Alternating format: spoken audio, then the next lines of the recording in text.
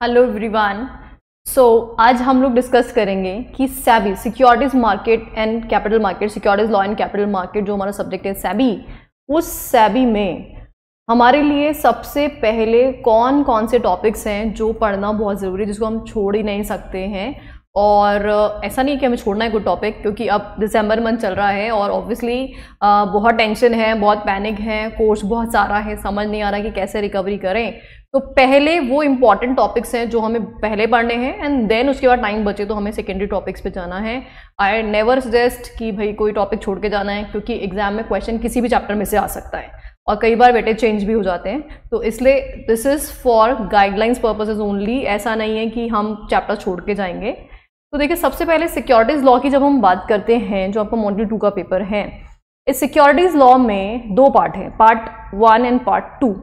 Part 1 आपका 40 marks carry करता है, चैप्टर 1 से लेकर के 7 तक, ये आपका 40 मार्क्स का है।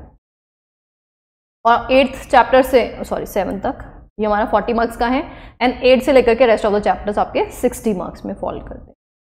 ये रेस्ट ऑफ द चैप्टर्स हमारे 60 मार्क्स में फॉल करेंगे।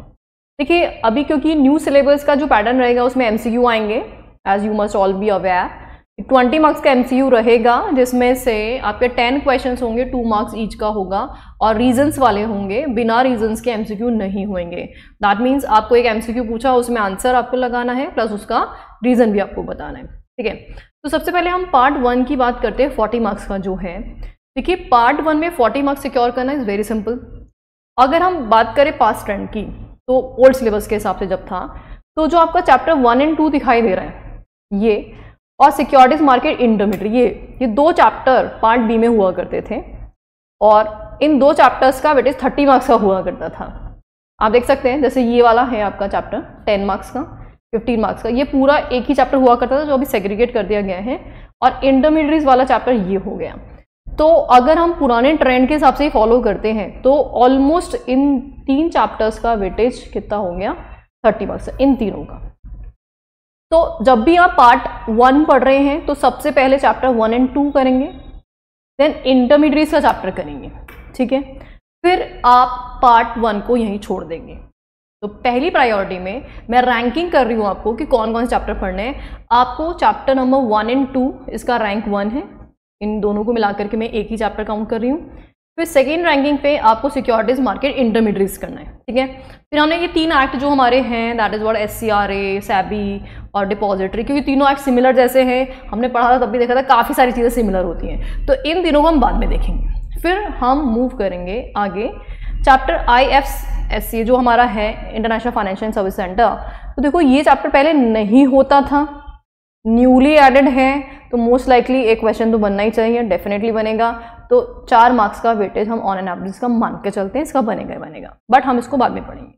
अब हम मूव करते हैं हमारे पार्ट बी की तरफ। आप देखो, पार्ट बी में सबसे ज़्यादा इंपॉर्टेंट होता है चैप्टर हमारा LODR।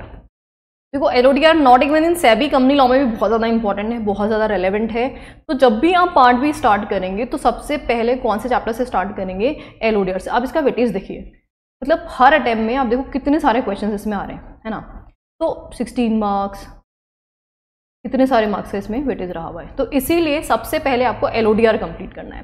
तो अब यहाँ पे इसका ऑन एन एवरेज वेटेज है 12 मार्क्स का, मतलब 3-4 क्वेश्चन इसमें से आते हैं। तो आप LODR को 3rd नंबर दे दीजिए।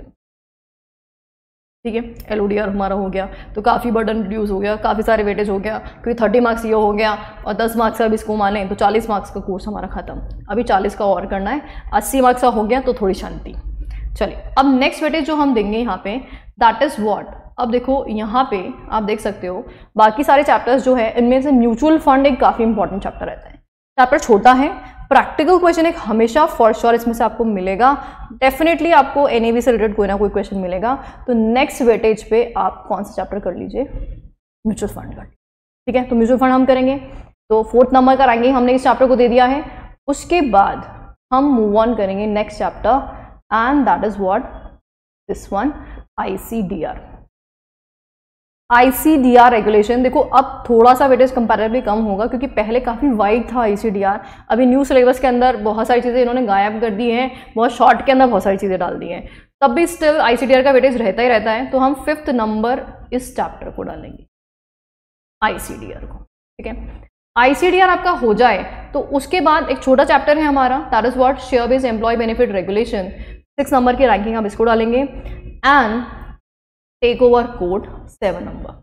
देखो this is also very very important chapter, इसमें से भी मोटा मोटा हर टाइम में 2-2 क्वेश्चन बनते ही बनते हैं। कभी कभी कुछ एक्सेप्शनल केसेस होते हैं जहाँ पे नहीं बन रहा है, बाकी otherwise 14 marks, 10 marks, 13 marks, 17 marks, हर बार इसका वेटेज काफ़ी अच्छा रहता है। कुछ एक्सेप्शनल, देखो जैसे मैंने बोला वेटेज हमेशा सेम नहीं रहते हैं, ICSI वेरिएशन कर देता है, बट फिर भी वेटेज के पॉइंट ऑफ व्यू से take over code is also very very important chapter, तो हम इसको 7 नंबर पे कर सकते हैं।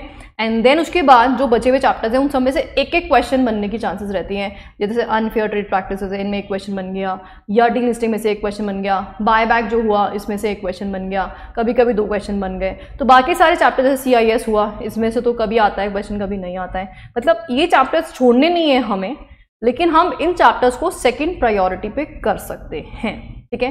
तो ये जो हमने वेटेज देखा एग्जाम वेटेज, उसी हिसाब से फिर हमने पूरा पार्ट A कंप्लीट कर लिया, तब उसके बाद आप वापस से किस पे आ सकते हैं, अपने पार्ट A के चैप्टर्स जो है SEBI, SCRA और ये जो चैप्टर्स है हमारे डिपॉजिटरी, इन चैप्टर्स पे आप वापस से मूव ऑन कर लेना। तो इनमें चैप्टर्स में एक क्वेश्चन तो बनता ही बनता है, हर टाइम में एक क्वेश्चन फॉर श्योर आएगा, 4-4 मार्क्स के क्वेश्चन इसमें पूछे जाएंगे। तो आप पहली प्रायोरिटी में 80 मार्क्स का वेटेज कंप्लीट करना, एंड देन उसके बाद बचा कुचा जो 20 मार्क्स का है उसमें हम थोड़ा सा कम रिविजन भी करेंगे और खुद ही चेप के आ जाएंगे तो चलेगा। अब पेपर पैटर्न कैसा रहेगा, देखो आपके 2-3 प्रैक्टिकल तो बनते ही हैं, लाइक म्यूचुअल फंड पे एक प्रैक्टिकल हर टाइम में आता ही आता है हर बार, और ऐसे ही आपका जो चैप्टर 1-2 है उसमें ऑप्शंस में कॉल ऑप्शन, पुट ऑप्शन, इनका एक प्रैक्टिकल क्वेश्चन हर बार बनता ही बनता है। तो ये प्रैक्टिकल के पॉइंट ऑफ व्यू से हो गए। बाकी पेपर केस स्टडी बेस्ड ही रहेगा मोस्टली, डायरेक्ट क्वेश्चंस ऐसे नहीं पूछे जाएंगे, बहुत ही कम रेयर चांसेस होंगे जहाँ पे डायरेक्ट क्वेश्चन पूछा जाएगा। तो आपका टोटल जो 100 मार्क्स का है, 20 मार्क्स तो MCQ हो गए, 10 मार्क्स के 2 प्रैक्टिकल हो गए आपके, बाकी बचा 70 मार्क्स। 70 मार्क्स में से आप ये मान के चलो कि ऑलमोस्ट 60 मार्क्स का केस स्टडी बेस्ड पेपर होगा। कोई एक क्वेश्चन, एक आध क्वेश्चन उन्होंने डायरेक्ट पूछ लिया तो पूछे, जैसे इंटरमीडिएट्स वगैरह जो होते हैं उन पे डायरेक्ट क्वेश्चन बन जाते हैं, उन पे कुछ घुमा फिरा कर क्वेश्चन नहीं आते हैं। तो सिक्योरिटी मार्केट इंटरमीडिएट में डायरेक्टली इंटरमीडिएट उसकी ऑब्लिगेशन ड्यूटीज वगैरह पूछ लिए, बाकी मोटा मोटा जो टेक ओवर हो गया, ICDR हो गया, इन सब में आपसे थोड़ा सा केस स्टडी बेस्ड। और केस स्टडी ऐसा नहीं होता कि भाई पता नहीं क्या ही पूछ लिया, आपको अगर प्रोविजन पे कमांड है तो you will be able to attempt the question, right है। तो सिंपल अच्छे से पढ़ाई करते जाओ, रिवीजन को अच्छा रखो और प्रायोरिटी बेसिस पे पढ़ाई कर लो अब, क्योंकि अब बहुत ही कम टाइम हमारे पे बचा है। तो और बी कॉन्फिडेंस लूज नहीं करना है, बी मोटिवेटेड, और मतलब कुछ दिनों की बात है, बस थोड़ा अच्छे से हम मैनेज कर लें, क्योंकि इतने महीने हमने पढ़ाई की है। तो लास्ट का मंथ जो है वो बहुत क्रूशल हो जाता है। अगर हमने बहुत पढ़ाई भी कर ली लेकिन हम कॉन्फिडेंस लूज करते हैं तो एग्जाम में क्वेश्चन पेपर समझ नहीं आएगा। तो फर्स्ट रैंकिंग पे क्वेश्चन पेपर क्या दे रखा है वो अच्छे से पढ़ो। नंबर 2, उसमें क्या एप्लीकेबल सेक्शंस या प्रोविजन या लॉ या रेगुलेशन एप्लीकेबल हैं उसके बारे में सोचो, एंड देन उसके बाद उसको लिखना स्टार्ट करो। कटिंग मिनिमाइज करो, जो सबसे अच्छे क्वेश्चन हैं उनको सबसे पहले अटेम्प्ट करो, कॉपी में इंप्रेशन अच्छा पड़ता है ऑब्वियसली, और फिर उसके बाद जो नहीं आते हैं वो धीरे धीरे बाद के क्वेश्चंस में डाल सकते हैं, ताकि आपके अच्छे क्वेश्चंस में मार्क्स कटिंग ना हो, राइट है। और हाँ, सबसे पहले जब भी आंसर लिख रहे हो तो उससे पहले कॉपी में जो कुछ इंस्ट्रक्शंस गिवन होते हैं उन इंस्ट्रक्शन को अच्छे से रीड करना, और फिर ही उसके बाद कॉपी में आंसर रिकॉर्ड करना स्टार्ट करना, ठीक है। That's it. तो all the very best to all of you, thank you.